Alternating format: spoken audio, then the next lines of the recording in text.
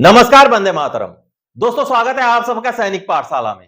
दोस्तों, आज के वीडियो में दो विषय हैं दोस्तों, और दोनों विषय मेरे हाथों में दो लेटर्स हैं। इन दो लेटर्स के आधार पर है दोस्तों, एक लेटर है सीजीडीए का और एक लेटर है रेलवे मिनिस्ट्री का, भारत सरकार का। नोशनल इंक्रीमेंट से जुड़ा हुआ लेटर है। 3 साल का एरियर दिया जाएगा, यह बात इस लेटर में जानकारी दी गई है और स्पर्श से जुड़ी हुई एक बड़ी जानकारी है। तो दोनों विषयों को आज के इस वीडियो में चर्चा करते हैं। चलिए आगे बढ़ते हैं, जैसे आप बोर्ड पर देख पा रहे हैं।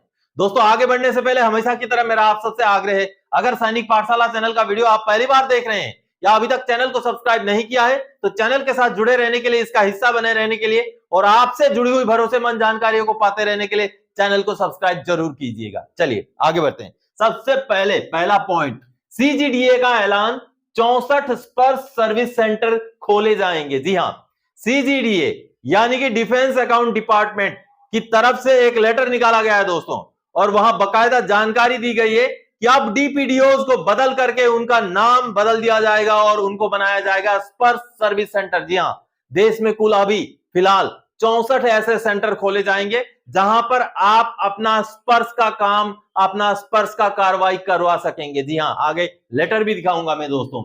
अब डीपीडीओज बनेंगे स्पर्श के सर्विस सेंटर।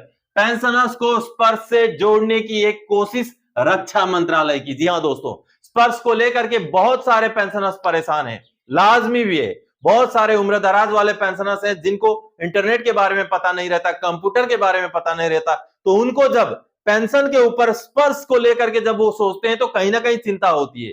तो कहीं ना कहीं इस चिंता को दूर करने के लिए एक अच्छा स्टेप है ये। हालांकि ये बहुत छोटा स्टेप है, इसके अलावा भी बहुत सारा अब स्पर्श में जो है तब्दीलियां करनी जरूरी हैं। स्पर्श को लेकर के पेंशनर्स के मन में जो चिंता है उसको दूर करने के लिए ये एक स्वागत योग्य कदम है सरकार का, भारत सरकार का। तो रक्षा मंत्रालय ने ये जो स्टेप उठाया है उसको लेकर के जो लेटर जारी किया है, चलिए उस लेटर को देख के समझते हैं। दोस्तों, सीजीडीए का ये जो लेटर आप देख पा रहे हैं 20 मई 2024 का, ये महत्वपूर्ण लेटर है क्योंकि पेंशनर्स को स्पर्श से जुड़े हुए समस्याओं से समाधान दिलाने के लिए, उन समस्याओं का निवारण करने के लिए अब डीपीडीओज को स्पर्श सर्विस सेंटर के रूप पर रिस्ट्रक्चर करने का यह डिसीजन हुआ है, जिसके बारे में इस लेटर में जानकारी दी गई है। दोस्तों, कुल मिलाकर के 64 ऐसे स्पर्श सर्विस सेंटर की स्थापना की जाएगी जिसका अप्रूवल हो चुका है और 1 जून 2024 को उन सर्विस सेंटर्स को लागू कर दिया जाएगा, खोल दिया जाएगा पेंशनर्स के लिए स्पर्श सर्विस सेंटर के रूप में। जैसे आप ये लेटर्स देख पा रहे हैं, इस लेटर में क्लियरली इस बात को डिसाइड करके बताया गया है along with the following directions, यानी कि कुछ डायरेक्शंस भी दिए गए हैं इन डीपीडीओज को कि किस तरीके से उन्होंने काम करना है। ये देखिए, कुल मिलाकर के यहाँ 6 डायरेक्शंस हैं। The defence pension disbursing offices are henceforth redesignated as Sparsh service centres, यानी कि अब इनको डीपीडीओ नहीं कहा जाएगा, इनको अब स्पर्श सर्विस सेंटर कहा जाएगा, जो कि बड़ा बदलाव है। आगे दोस्तों, the administrative and functional control of each SSC, यानी कि Sparsh service centre are transferred under the jurisdiction of the nearest principal controller oblique controller. DPDO में जो भी पहले के रिकॉर्ड वगैरह है, चाहे वो हार्ड कॉपी हो, सॉफ्ट कॉपी हो, उनको उनके पास ही रखा जाएगा अगले आदेश तक। The authorised strength of man power, अब मैन पावर उनके पास क्या क्या रहेगा, यानी कि स्पर्श सर्विस सेंटर बन जाने के बाद क्या मैन पावर रहेगा, उसके बारे में भी यहां पर जानकारी दी गई है।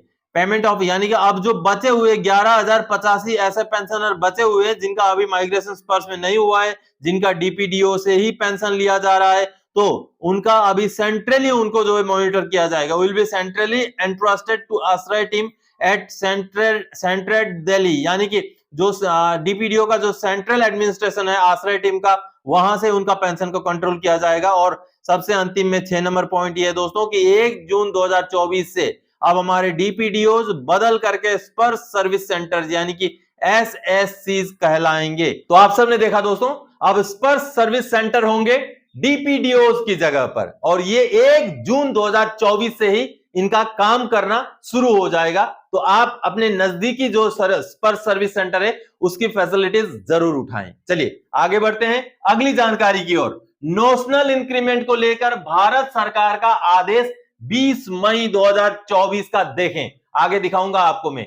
नोशनल इंक्रीमेंट से जुड़ा हुआ रेलवे मंत्रालय का भारत सरकार का आदेश है जहां पर एरियर के बारे में भी बोला गया है कि नोशनल इंक्रीमेंट में कितने सालों का एरियर आपको दिया जाएगा। जी हां, चलिए, नोशनल इंक्रीमेंट कॉन्टेम्प्ट के बाद मिलेगा और 3 साल का एरियर भी मिलेगा। जी हां, कॉन्टेम्प्ट इसका मतलब है दोस्तों नोशनल इंक्रीमेंट कोर्ट केस करने के बाद, कोर्ट केस जीतने के बाद भी नहीं मिलेगा।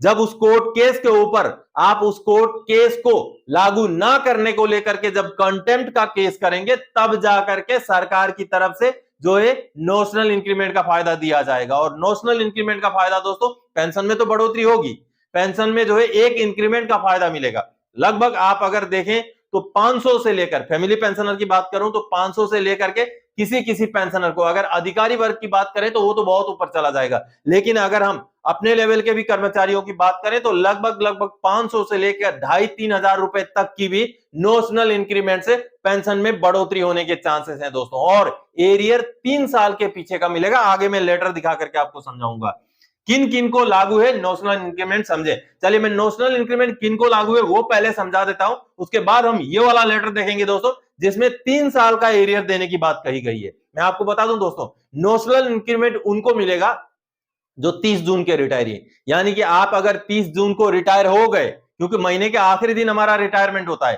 30 दिन को रिटायर हो गए, अगला 1 जुलाई को यानी कि एक दिन बाद आपको अगर इंक्रीमेंट लगना था, वो इंक्रीमेंट लिए बगैर ही हम पेंशन आउट हो जाते हैं। इस वजह से उस इंक्रीमेंट को नोशनल इंक्रीमेंट कहा जाता है। या तो फिर किसी किसी का इंक्रीमेंट जनवरी में भी लगता है, 1 जनवरी को लगता है। तो कोई अगर ऐसे पेंशनर जो 1 जनवरी को जिनको इंक्रीमेंट लगता था, वो अगर 31 दिसंबर को रिटायर हो गए, तो उनका जो 1 जनवरी को इंक्रीमेंट बन रहा है वो होता है नोशनल इंक्रीमेंट। अब यहां पर आपको क्लैरिफाई कर दूं, आपका अगर इंक्रीमेंट जनवरी में लगता था, आपका अगर इंक्रीमेंट 1 जनवरी को लगता था और आप अगर 30 जून को रिटायर हुए हैं, तो ऐसे में आप अपना इंक्रीमेंट, नोशनल इंक्रीमेंट की आशा ना करें। नोशनल इंक्रीमेंट में आपने पूरा साल सर्विस किया, लेकिन एक दिन की वजह से अगर आपको इंक्रीमेंट ना मिला हो, तब आपको नोशनल इंक्रीमेंट लागू है। अब ये बात हो गई लागू है, किन को लागू है, यानी कि 30 जून का रिटायरी, 1 जुलाई को इंक्रीमेंट लागू था, नहीं मिला पेंशन आ जाने की वजह से, या 31 दिसंबर का रिटायरी 1 जनवरी को लागू था, नहीं मिला, उनको लागू है नोशनल इंक्रीमेंट। और उनको भी सबको नहीं लागू है,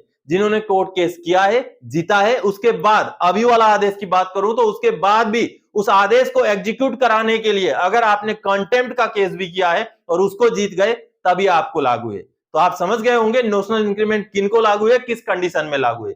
चलिए, ये रेलवे मिनिस्ट्री का बेहद महत्वपूर्ण आदेश है, उस आदेश को देख लेते हैं दोस्तों। नोशनल इंक्रीमेंट को लेकर 20 मई 2024 को भारत सरकार के रेलवे मिनिस्ट्री ने यह लेटर निकाला है। क्लियरली आप सब्जेक्ट देखिए, grant of notional increment as due on 1 July 1 January for the pensionary benefits to those employees who had retired on 30th June और बिफोर ड्रॉइंग द सेम। यानी कि ये क्लैरिफिकेशन है एक दोस्तों कि अगर आप 30 जून को रिटायर हुए हैं या तो 31 दिसंबर को रिटायर हुए हैं और उसके अगले दिन अगर आपको इंक्रीमेंट लगना था जो नहीं मिला है, तो उसके बारे में अब यहां पर क्लियरली कुछ बातें जो है क्लैरिफाई कर दी गई है दोस्तों कि ये जो नोशनल इंक्रीमेंट सिर्फ उनको दिया जाएगा जिनका कॉन्टेम्प्ट का केस जो है उन्होंने जीता है। यानी कि एक बार नोशनल इंक्रीमेंट का केस तो जीत लिया, उसके बाद भी कॉन्टेम्प्ट यानी कि उस आदेश को लागू ना करने के ऊपर भी केस किया गया, वो जीता गया है, तो उसको उनको ही नोशनल इंक्रीमेंट दिया जाएगा। और साथ ही साथ सबसे महत्वपूर्ण जो लाइन इस लेटर में है दोस्तों, वो पैराग्राफ नंबर 2 है। जैसे देखिए, इस पैराग्राफ नंबर 2 में एरियर के बारे में क्लैरिफिकेशन दिया गया है दोस्तों कि अगर एरियर मिलेगा तो पेंशनर ने जब एप्लीकेशन लगाया था, जब कोर्ट में केस डाला था, उसके पिछले 3 साल तक का ही एरियर मिलेगा।